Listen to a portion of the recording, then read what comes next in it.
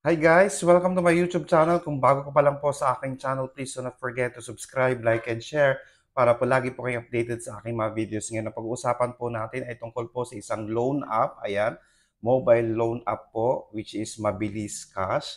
Ito po ay very legit guys. Kaya ginagamit ko po ang loan app na ito at nakakapag-loan po ako multiple times dito sa loan na ito at maliit lang po yung interest niya at pwede po natin bayaran depende po sa inyo kung 1 month up to 5 months guys. Okay?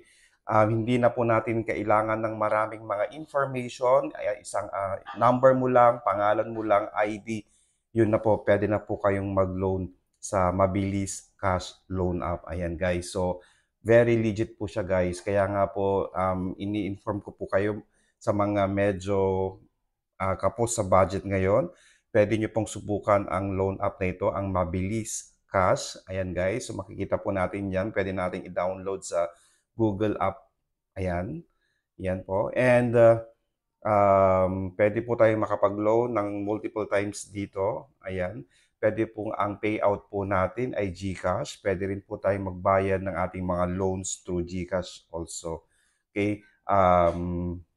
Sa mga nangangailangan, pwedeng-pwede po ito sa inyo dahil subok ko na po itong Mabilis Cash na ito. Okay? Sana po nakatulong po ako. Stay safe. Sa mga gusto po, i-try nyo po.